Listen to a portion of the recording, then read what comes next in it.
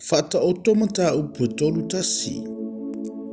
O upu le mueli le wingo le avale lei.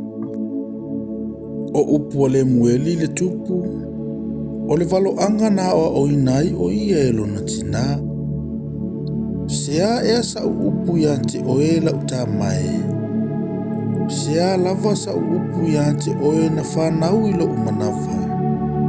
Sea lava sa upu ya te oe le tamana o tauto ai. Auana e a matulo malo si fafine, mo wala i le me whanua tupu. Le muelie, e le ono i tupu, e le ono lava i tupu le inu waina. Po ali e manao i le ava. Ina ne inu o ia, o na ngalo i leo o tu la fono. Ma whaase se le fina unga o se tasita ngata o tinga ina. Avatule ava i le a mole, ma le waina i le o tinga le loto. Ia inu ai o ia, ma whaangalo ngalo i lona mativa, ma ia le toi manatu i lona pupuanga. Ia e tau tala mo e ngungu, o le fina unga lava i lanto uma wau matua. Ia e tau tala ia wha masino ma le tonu. Ma ia fina umo e pupuanga tia, ma e ua mativa. O le ava me o le lei, o ai ea se ua maua. E sili sililo na tau i penina.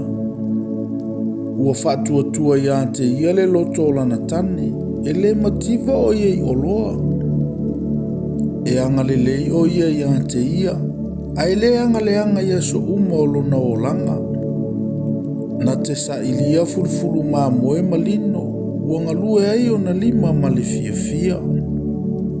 E tusa o ia ma waa o le whata uoa, e ma maole me au mai ai ana me ai.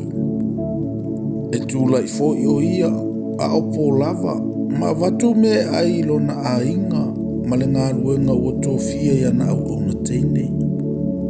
Ua mana tunatu o ia i se whanua, o na mawai lea e ia, o le fua o na lava lima o ia whai ai le tō vine.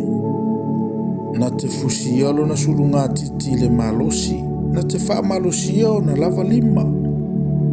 Ua iloa e ia, ua le leila na tau, e le matela na la mepa i le pō. Ua tu atu e ia o na lima i le kisuro, ma ua tango atu o na lima i le peleke. Ua wha mafola lo na lima i le ua tingaina, ua tu atu foi o na lima i le ua mativa.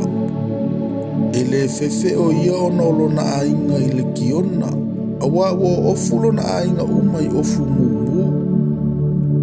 Ua whai ie afu mona, o le ie vavae ma le ie pauli o na ofu ia. Ua ilonga lana tane i whai tutoa, pe asa o whai o ia whatasi matoe ina o le nu. Ua whai e ia le ofu lino, ma whatau wai, ua avatu foi fusi i le whatau oa. O le malosi ma le mamalu e whai mona ofu ia, ua ata foi o ia yaso o lumanai. Ua tautala o ia ma le poto, ua ilona laulau whaiva le tū la fono o le alofa. Ua vaai o ia ia mionga alona ainga. E le ai foi o ia me ai ale paie. E tūla i maila na whanau ma whaafitai i ante ia.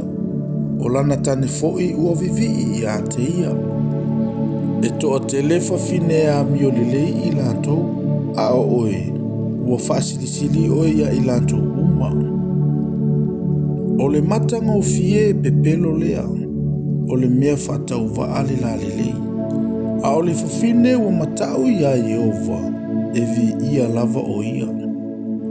A vatu ia te ia le fua o na lima, o ananga luenga foi, e vi ia o ia i whaitutoa.